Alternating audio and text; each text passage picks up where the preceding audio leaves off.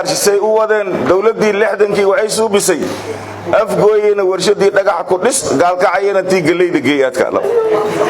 ilaa hada alhad hatta geelay waxa waaye idinka sidaan ma abwaanada xooga yar halala hadlo saaxiibkayga Xuseen iyana dibadda hatta markii symposium ay qabanayaan geelay la isku tagayso ma kasino ayaga la isku tagayaan ka baadi hadii taariikhda gadaal loo raaco Soomaaliya oo dhan waxa noo qoran waa dad dagaalyahan ah waa dad rabsh badan waa dad dhac badan waa dad kaas ah wax allaale wax oo adduunyada ee laga yaabo oo dhan ka baadi Soomaaliya lagu soo jimlay war aaw Soomaalidii nabad jeclay hadii qolo ay tiraado qeelsha ma qado afdawoolan dahab dadkii dhahay aaw war hadii qolo ay maartay ceeb waa laba afmaroojis haday leedahay ceeb khasaara karoon dadkii dhahay aaw balaaya casar waa loo kalaha dadkii dhahay hadii balaayadii bahda ka yartu bargadoonay leedahay dhahay aaw tood nimaana shantada kala ciili ka ciili sharci kama ciili dadkii dhahay faatax ku dhashay faatax madiido aaw day ka bixin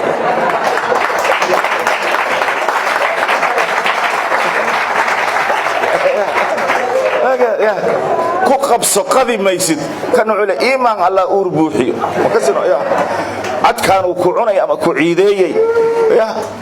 wixii oo dhan kulli daldalan tolkaada kuma gabaye afkaaga yuusan ku gabin hadda waxa waaye dawlad kasta oo timaado indha cadees la lagu rido hayano indha cadees markay waxa waaye hadaad aamusid waa lagu dardara hadda dadkii oo dhan kulli hadda jaamacada la wada aaday jaamacadahan hadda idinka inta ka furteen anaga bedelkooda dhinacaas mudug iyo gaalkacyo waxaan rabnaa ciyaalka inaan geyno calaashaan le jaamacada inta adeega inay ka soo baxaan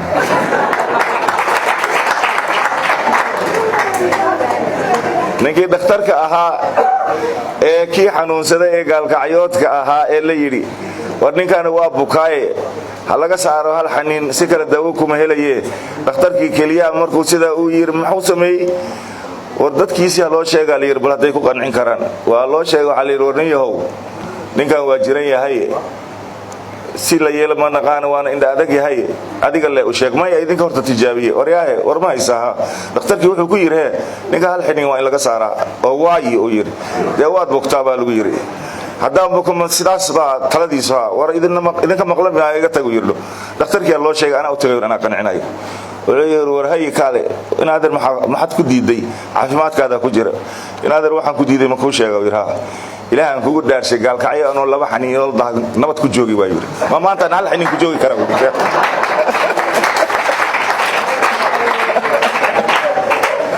marka waa la dhameeyay indhaade ko kala iga sheekay wuxuu yiri taas wax ka daran ku haya saaxiibo weey wala gabara oodka ka buuxsatay jeeg markaas safar la galay dhinacaas baabuurta muduga la isla raacay habeenkii baabuurku soo guureynaya xariifa wuxuu arkay jeeg iyo oodka ka buuxo gabadhii iyadana yar waxooga saxatay indheeda ninkan baalkii oodka aha ma cunay haduu yiri soo u waday eber gabartii waaga markuu bariyo ku qoraacay leedahay waxba ugu ma jirabo way qaylisay waxay tiri waa dhacanahay waxaan ay oodka ceegi meeshan waa laga cunay eber kirishbooy caaqila wuxuu yiri kulli bagaariga ma istaagine wal halo kaadiyo nin walba wuxuu bilaabay inuu gacantiisa ursadno u yiraahdo warkeen gacantaada waa la uriyay warkeen gacantaada waa la uriyay xariifkii baasha eberka dhigay la gaarino gaalkacyood way wariya nab waa ka xariifka wada oodka gacantiisa ka soo uruhayso tuug iyo ada cunay wariya gabadha waxeeda tuug iyo kan ma anigu ha gacantiisa intuu san ka saaro wariya war gacantayda yaa ku cunay lagu gacantayda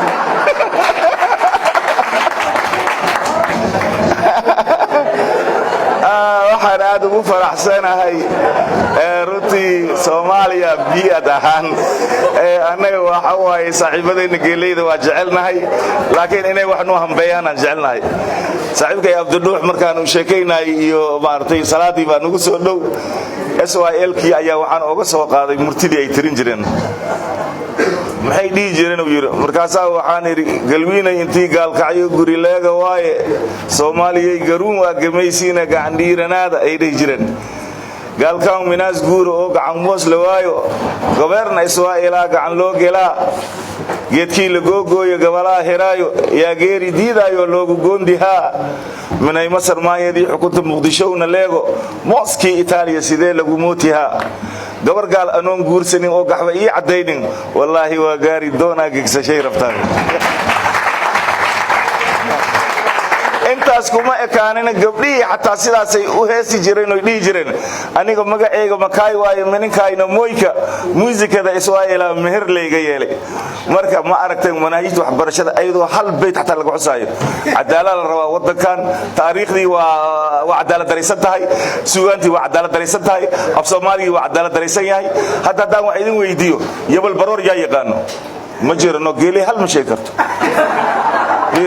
yabal baroor waxaa la yiraahdaa sanadka markii la kala baxayo oo abaarta oo dadka ay ku kulushahay oo yabal ay hay markuu yiraahdo ninka waxa waaye khalaas waxba iiguma jiro way godka ma yaryaraysataan markay wax yaaliin u yirbaxta markii yabal la arkaa aan leeyaduuma u yiriya ma warkii yabal la arkaa aniga soo aadaysan marka wixiin hal mar aad ka bixisaan dagaal ma taqaanaan dagaal waxa waaye gabadha iyadoo la isku caynayo area-dan hadda adiga tagtaan gabadha la guursaday intay ayada ay todobadii ku jirto ay bash cunugay badashaybo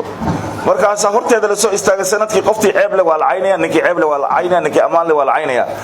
gabadhiya waxaa la yiri dhigtaan intay dul yartay wax dhiifi haysa naag oo dagaal ku jirto dhalaysa iko alayr adduunyada waligeey ma arkay dhalin gabar todobadii ku jirto honeymoon ee dhasha ma gartaya waa la isku ceebaynaa meeshan waxa la yiri saaxiibkayga waxaan ka hayaa idaaja annagu wax ma xadne waxbaan dhacnaa u yiri aniga waxaan yiri tuub ii taruuxiis leetiin kasino ya annagu waxaan dhaxnaa dhigtaan intay dhul yartay wax dhiifi haysa taas markii laga yimaado ha markaas wuxuu yiri dhigtaan intay waqti wax dhiifi haysa dhixii la sheegi jiray dhexdan ka joognaa u yiri marka calaayi xaal waxa waqtiga aad xiriir inooga ah maalinta oo anaga suugaan beeraley iyo suugaan geeley iyo xeebaley inaan isbarbar dhigno kadibna Soomaalida afkeeda hodanka ah wax badana ka maqan encyclopedia haduu dictionary uu yahay hadii xataa maanta ardaydii Soomaaliyeed culumtii la turjumayay hadii ardayga maanta uu rabo inuu ka soo baxo animal husbandry ama ma artay jaamacadda kulliyadda veterinary haloo badiyo waxyaabaha eray bixinta dhinaca geeleyda laakiin kulliyadii beeraha ayaa waxaad arkaysaa